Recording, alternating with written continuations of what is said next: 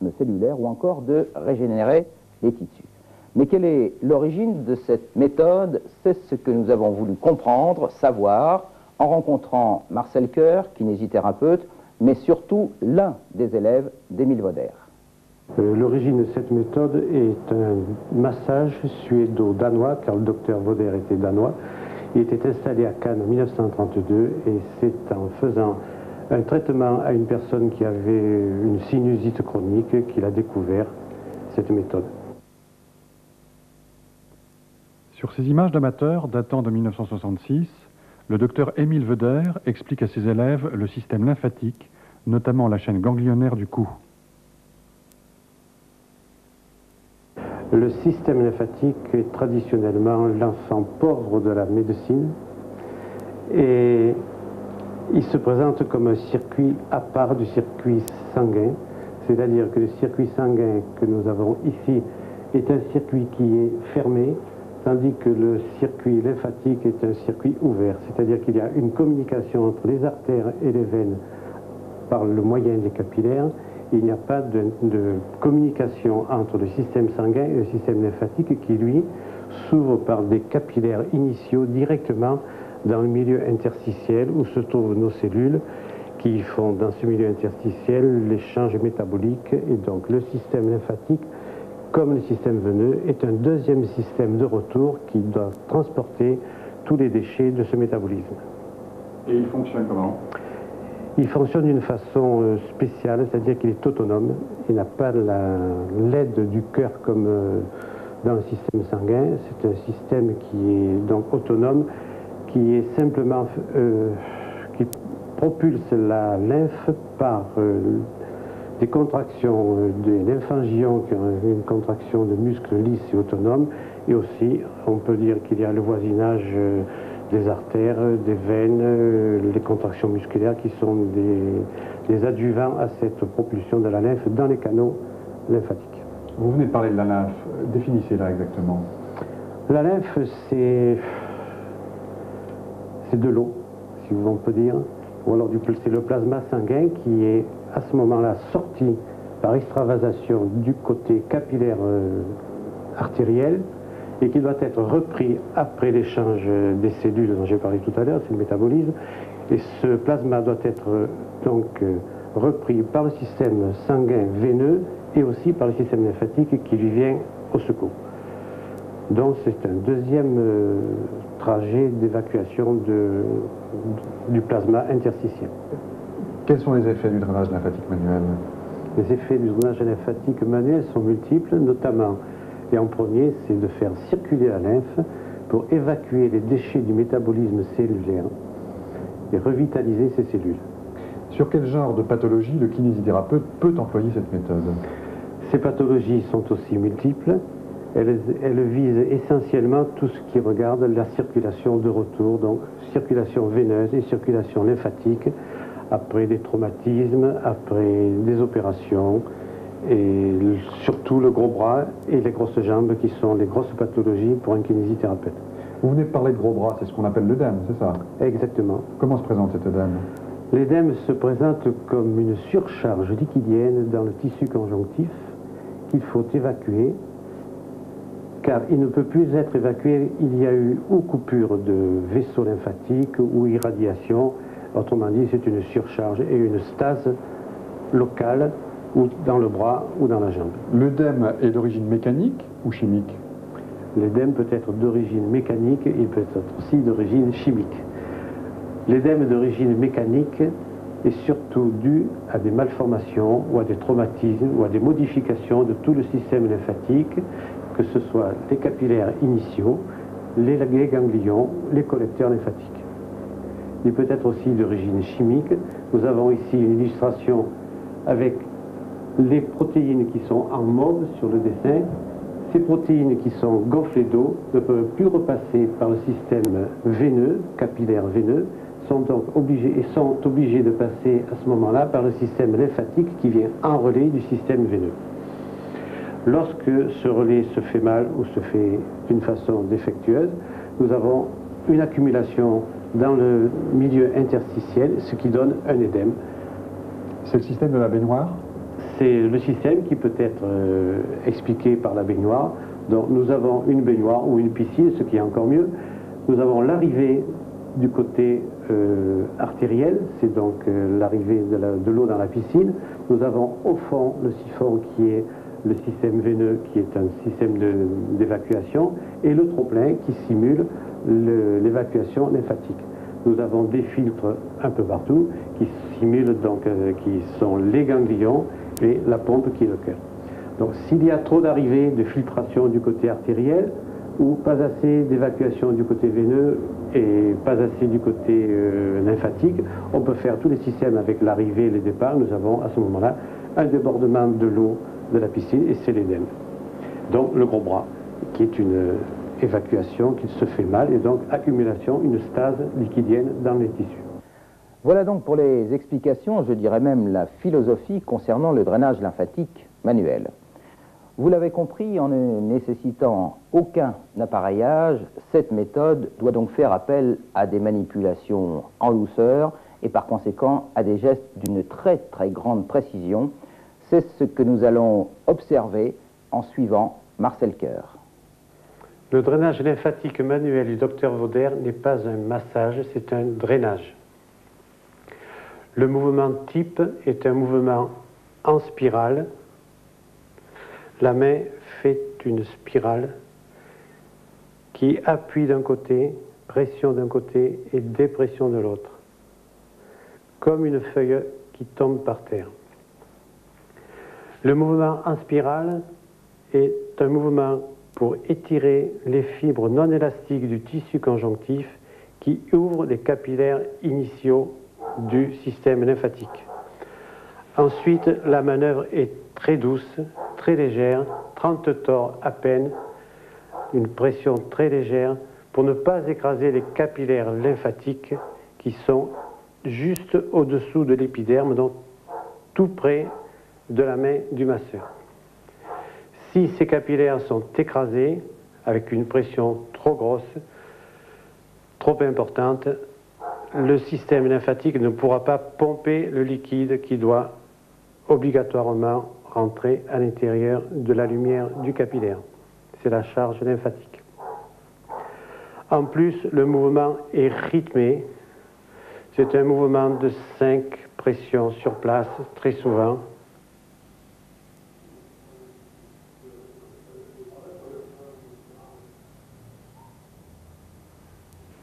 Nous utilisons le mouvement avec un rythme de 5 à 7 parce que le capillaire lymphatique ne se remplit que toutes les 5 à 7 secondes d'après les études de Misling.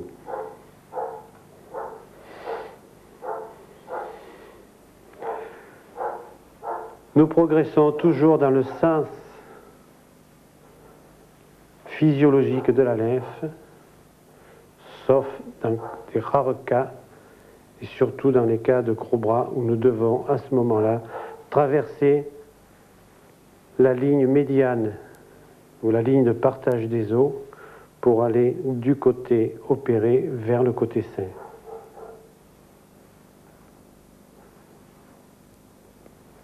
Le mouvement est lent parce que la lymphe est un liquide qui progresse très lentement. 2 à 4 litres de lymphe coulent journellement, passent journellement dans le canal thoracique. Donc un mouvement lent, très léger, en spirale et rythmé.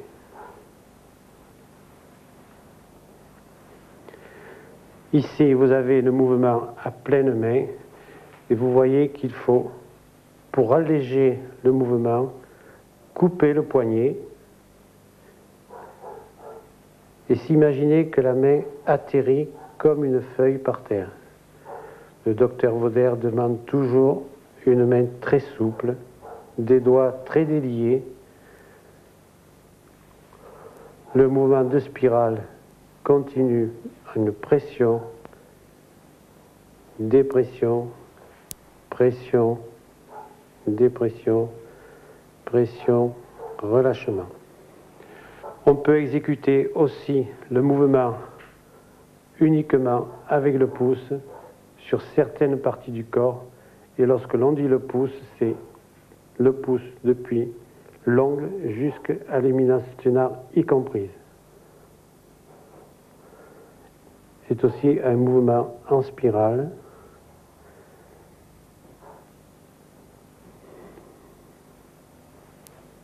Le pouce tout seul.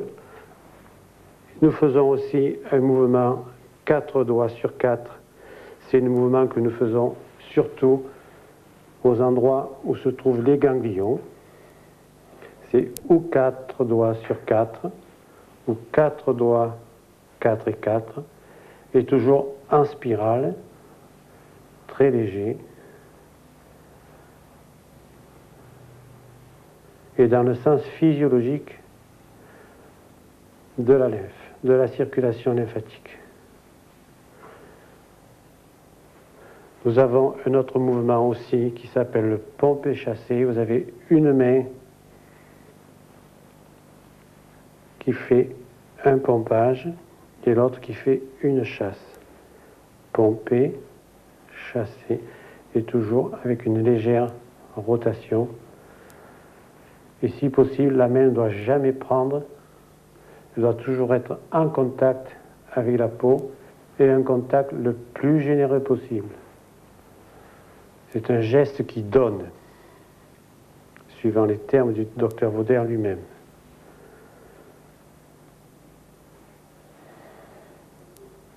Donc nous avons les mouvements à pleine main ou les mains alternées,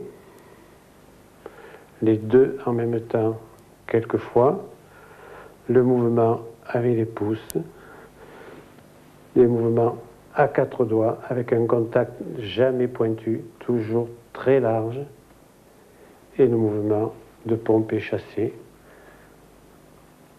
que je vous décris ici sur le dos, mais que l'on fait sur différentes parties du corps. Nous reviendrons dans le prochain numéro de Kiné Vidéo sur ce thème. Nous parlerons cette fois des applications pratiques du drainage lymphatique manuel, de base du traitement par drainage manuel. Cette fois-ci, c'est l'application de cette pathologie que nous allons voir sur un œdème de la jambe. Deux précisions. Au cours de ce reportage, Marcel Coeur évoque des cheminements anatomiques qu'il serait peut-être bon de revoir dans vos manuels. Et d'autre part, mais vous l'avez compris, ces 15 minutes ne sont que des extraits d'une séance de drainage lymphatique. Nous sommes devant une pathologie d'édème du membre inférieur, consécutive à une piqûre d'insecte sur le mollet. Et cet édème date de 7 ans à peu près. Et nous allons voir un signe du Godet qui va nous donner un édème mou, donc qui n'est pas encore installé, qui n'est pas fibrosé. Et voici la dépression qu'il y a sur l'édème du dos du pied, que l'on appelle donc le signe du Godet. Maintenant, nous allons voir le traitement de drainage lymphatique manuel de la jambe avec un édème. Et nous allons commencer par le traitement de base, ensuite le traitement de l'abdomen et du membre inférieur lui-même.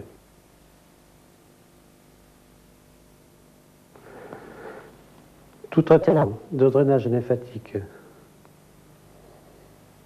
du docteur Vauder commence par le traitement de base pour dégager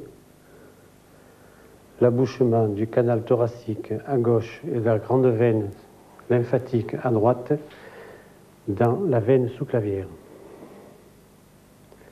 Même pour un traitement de jambe, on doit commencer par ce traitement de base qui comporte des pressions et des pressions point par point, 5 pressions par point, pression, dépression, en déplacement du profondus derrière les oreilles jusqu'au terminus sous les sous-clavières.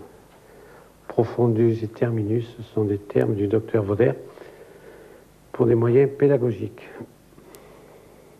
Le profondus, derrière les oreilles devant les mastoïdes et le terminus au sous-clavière qui est l'abouchement des canals thoraciques et de la grande veine avec la veine sous-clavière dans l'angle jugulo-sous-clavier de Pirogov. Ensuite, on prend l'occiput vers le terminus, une direction d'arrière en avant, de haut en bas.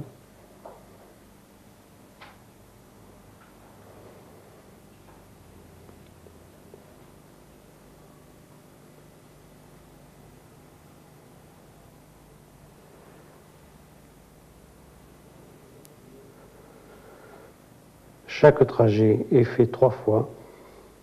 Nous ne le ferons ici qu'une fois. Le rythme est toujours lent. La pression légère, 30 tors, 30 torricelli.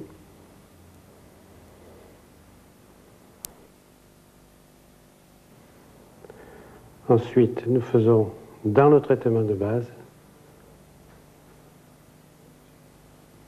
le trajet sous le menton, où nous avons une chaîne ganglionnaire importante qui draine le bas du visage.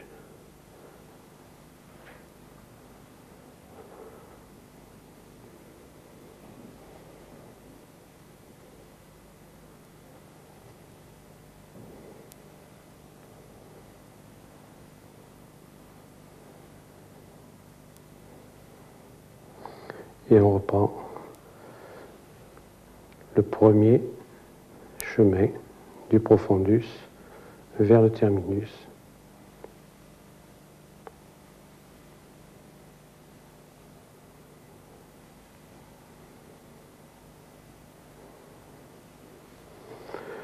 Ensuite, le mouvement dit en fourchette, 2 doigts devant l'oreille et 2 autres derrière. Toujours avec la même pression et dépression, en pompage et relâchement, pompage et relâchement.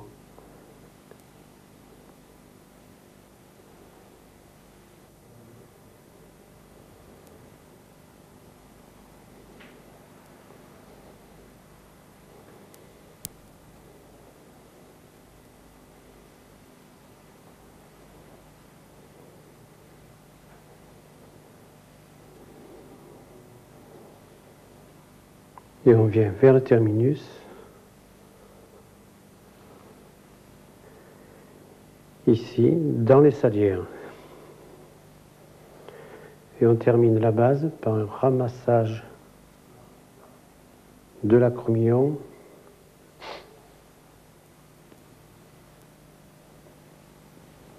vers le point terminus.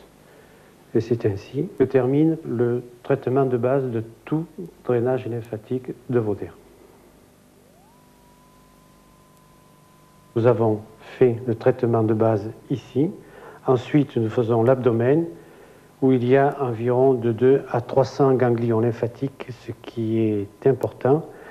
Et tout le drainage normal des jambes se fait à travers l'abdomen, jusqu'à la citerne de Péquet, ensuite sur le canal, vers le canal thoracique et dans l'angle ici de Pirogov, jugulo-sous-clavier. Donc, l'abdomen commence par un effleurage, toujours, qui sont des mouvements d'entrée en matière, si l'on peut dire. Un deuxième effleurage qui est calmant, qui est dirigé sur le plexus solaire. Ensuite, un autre mouvement beaucoup plus général. Et un quatrième sur le côlon descendant. Ensuite, une main sur l'autre, depuis l'angle splénique du côlon jusqu'au sigmoïde, nous allons faire des points avec pression et dépression 5 fois chacune, chaque point.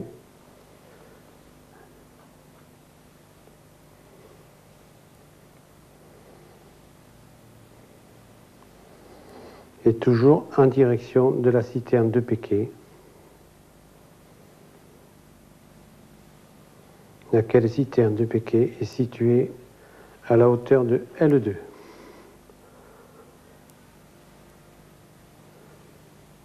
Elle signale simplement le début du canal thoracique. Elle est le point de convergence de toute la lymphe des membres inférieurs et de l'abdomen, avec tout ce qui contient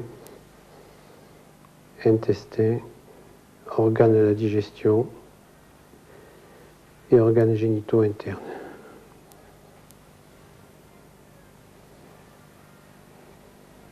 On passe un peu au-dessus de la vessie.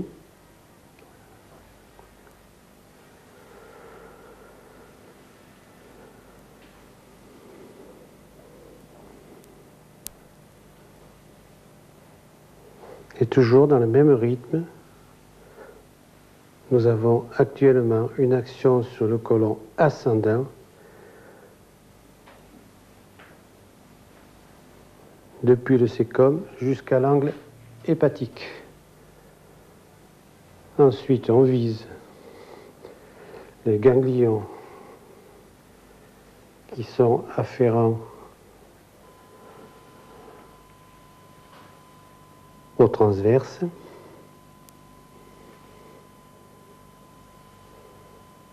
Et la direction de la pression est toujours vers la citerne de Péquet.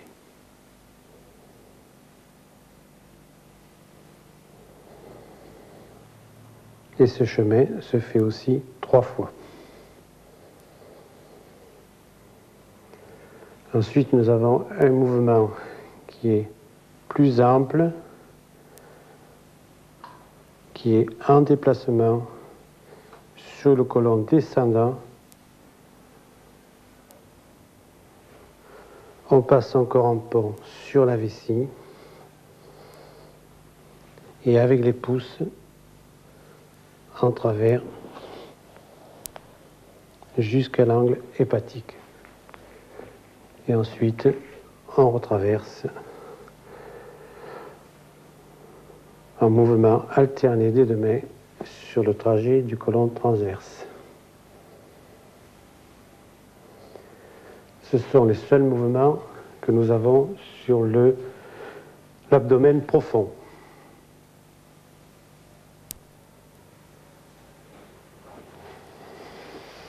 On commence par un léger effleurage de toute la jambe à deux mains, qui finit par un rouleau en vague sur la cuisse.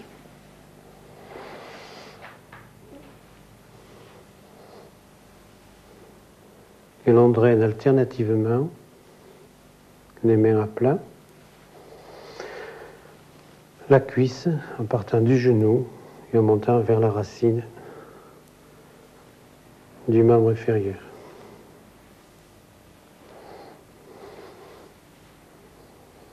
La partie interne, le même mouvement, 3 fois le chemin, et ensuite la partie externe. Toutes les manœuvres du membre inférieur seront dirigées vers les ganglions inguinaux situés dans le triangle de Scarpa, ici, que l'on draine.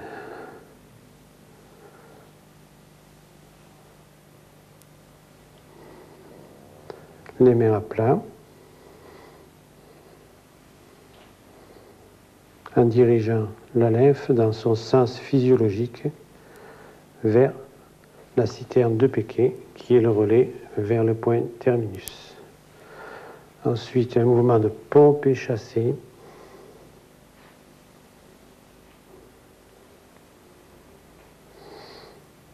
Sur le quadriceps.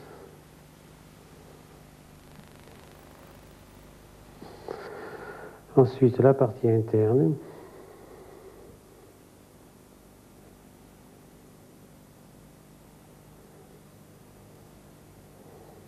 Aucun de ces mouvements n'est plus appuyé. Pas plus de 30 tors si possible. Et ensuite, la partie externe de la cuisse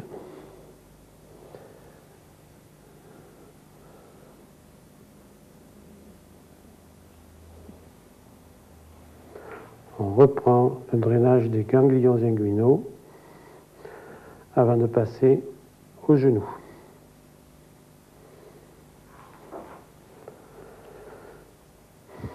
La partie interne du genou ici, avec un premier mouvement.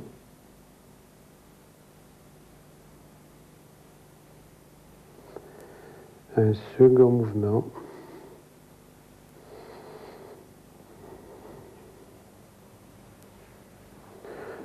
Le creux poplité.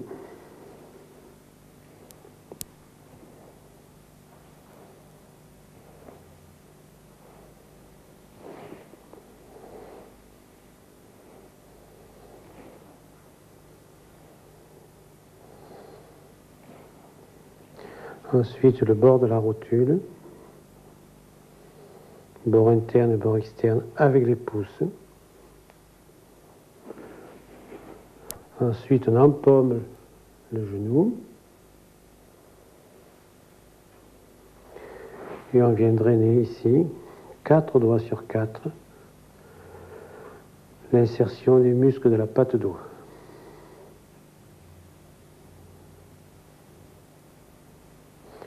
Ensuite, on plie la jambe et on fait un drainage alterné du mollet.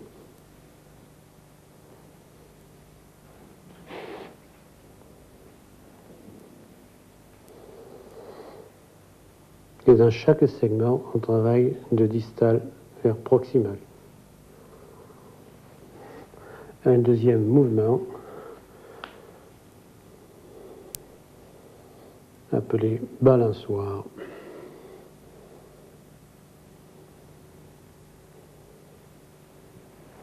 Tous ces mouvements sont faits 3 fois chaque chemin.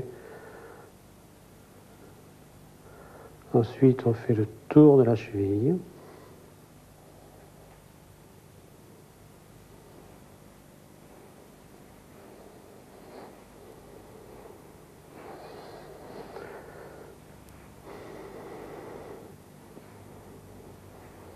Mouvement à 4 doigts du tendon d'Achille. Le tour de la cheville, les 4 doigts partent de médian, vont vers latéral. Ensuite, on fait un léger pompage avec les pouces alternés sur le dos du pied en partant des interosseux.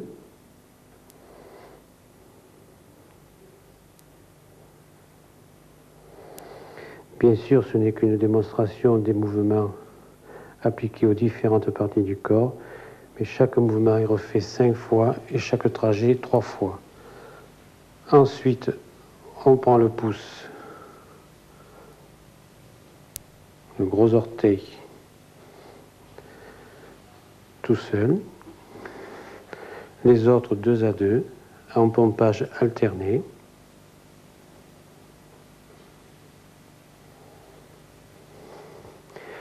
Et ensuite, on va s'occuper du dessous du pied en faisant un mouvement de rouleau avec l'éminence ténard ou bien avec les 2 doigts, comme ceci, pour faire passer la lymphe de la plante du pied vers le dos du pied à travers ici les orteils. Le talon se draine en étoile en partant du milieu vers les bords externes. Ensuite, on vient sous les orteils pour faire cette partie-là qui va se drainer entre les orteils vers le dos du pied. Le milieu du pied se draine comme ceci, du milieu vers l'externe, de médian à latéral, donc des 2 côtés. Et ensuite, un drainage de tout le dos du pied pour terminer le drainage des membres inférieurs. Et on finit par un effleurage longitudinal de tout le membre inférieur. Voilà, nous retrouverons Marcel Coeur pour une autre application. Cette fois, il s'agira de l'œdème du bras. Lymphatique manuel, nous retrouvons Marcel Coeur qui nous parle cette fois du traitement de l'œdème du bras. Nous voici en présence d'une patiente qui a eu une opération du sein et chimiothérapie. Après le traitement de base, nous avons à traiter le thorax. Du côté sein, nous allons aller donc faire des manœuvres d'appel pour libérer ce côté qui va être surchargé de lymphe, car nous allons ensuite drainer la lymphe du côté opéré vers le côté sain qui sera donc de ce fait surchargé. Donc un appel ici, dans la région au-dessous des clavicules, entre les clavicules et le sein. Nous traversons la partie médiane du thorax, où se trouvent les anastomoses latéraux-latérales, dans le plan superficiel des vaisseaux lymphatiques.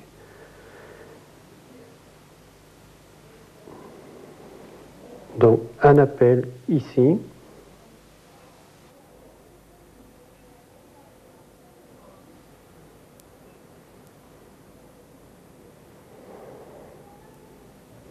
Sur la partie médiane, sur les anastomoses. Et on revient sur le côté opéré. Et ensuite, on part du côté opéré. Avec la même manœuvre, on fait des mouvements de pompage, de drainage du côté opéré vers le côté sain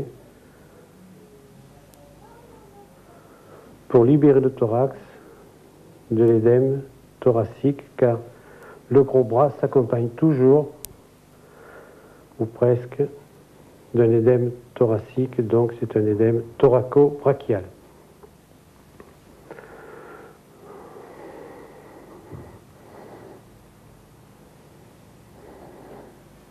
Ici, nous avons plus de place, nous pouvons faire la manœuvre à main alternée.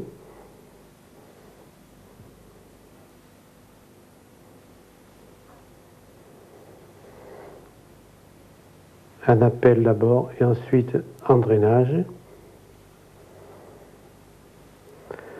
Sous le sein ici, nous faisons aussi un appel.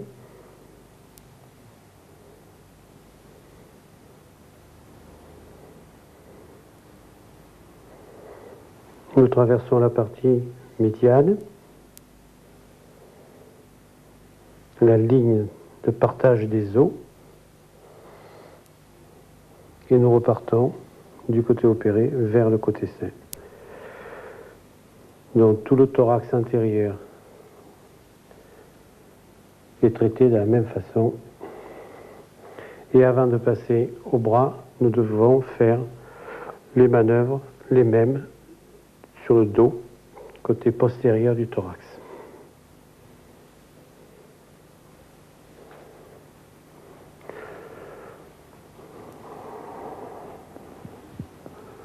Le flanc sur lequel nous avons amené toute cette lymphe va être drainé en pompée chassée de bas en haut vers le creux axillaire du côté sain.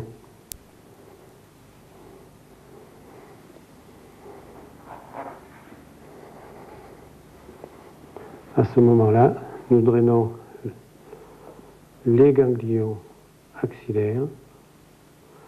D'abord les ganglions, le groupe mammaire, et ensuite le groupe central du creux axillaire.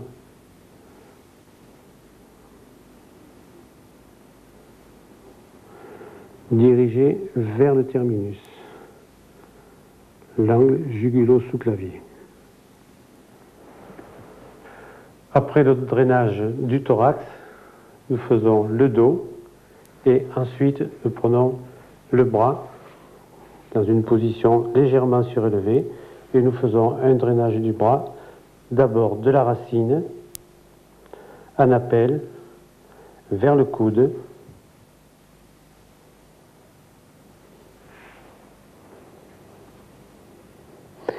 Et nous dirigeons la lymphe vers la partie postérieure du bras, vers le triceps. Et ensuite, par le deltoïde postérieur, nous drainons par pompage successif vers le trapèze et vers le terminus, l'angle jugulo-sous-clavier.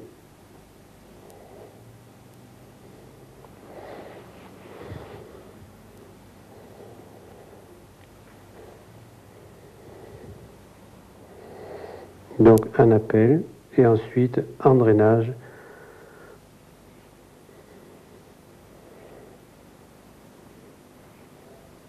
de distal vers proximal et en drainant toujours vers la partie postérieure et toujours reprendre cette lymphe qui est postérieure et la faire passer par le deltoïde, le trapèze et vers le terminus.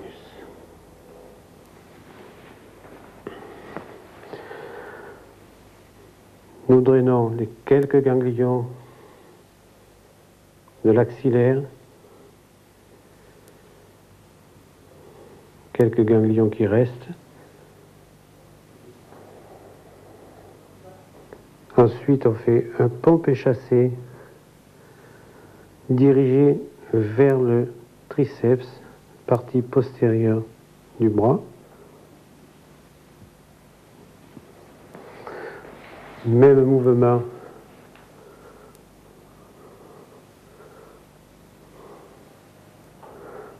de ce côté-là, qui est prolongé ensuite, toujours par le deltoïde postérieur, le triceps et le terminus, comme ceci.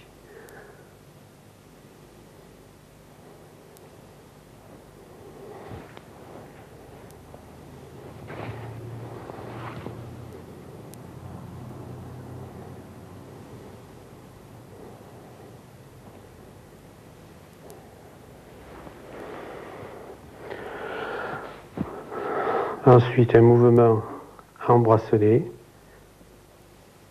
sur place, un mouvement de chasse, en pression, dépression, et une légère spirale dans le mouvement.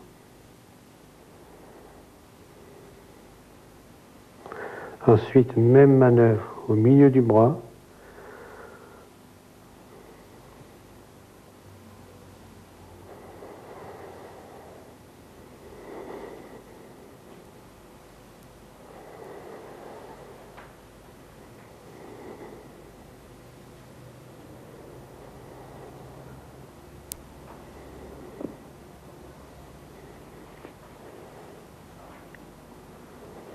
Et au tiers inférieur également.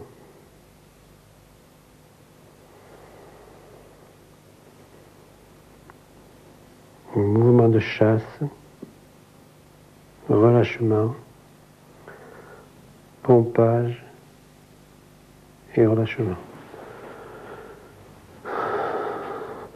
À l'avant-bras,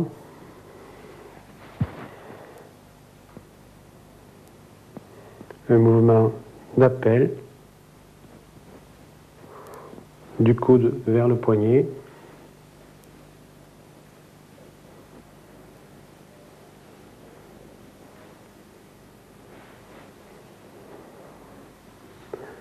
Et un mouvement de drainage du poignet vers le coude.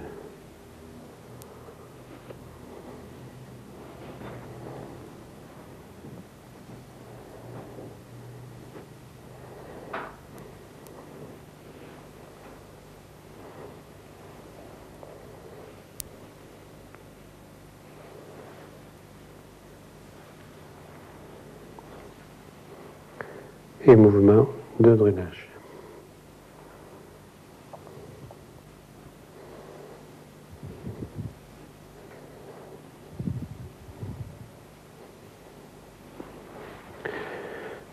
Quelques mouvements spécifiques du coude, épitroclé et épicondyle, empaumement de tout le coude et traitement du pli de coude avec le pouce seul.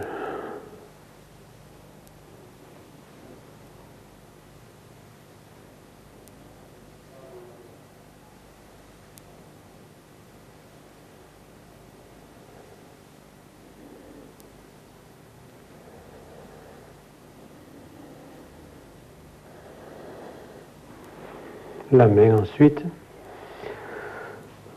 le poignet,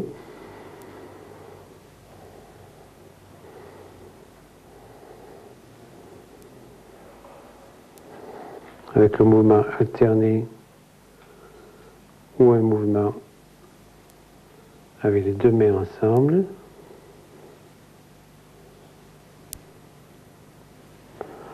Le pouce tout seul.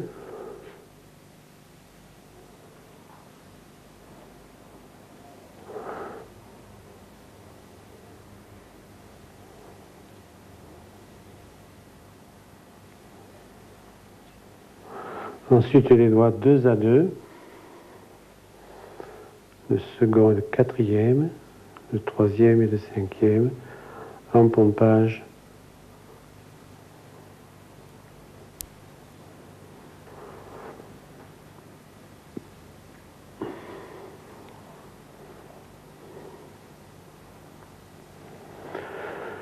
L'intérieur de la main, cette partie directement vers l'avant-bras.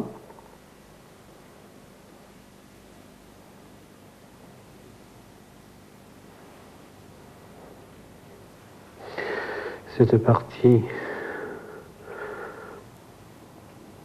vers le dos de la main, entre les doigts, et le milieu de la main, de médian à latéral.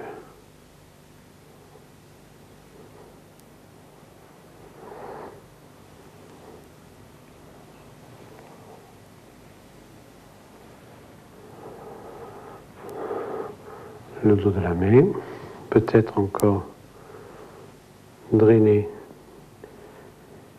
spécialement car nous avons toujours un édème plus important du dos de la main et non pas de la partie palmaire. Et ensuite, on fait un effleurage de tout le bras. C'était donc le dernier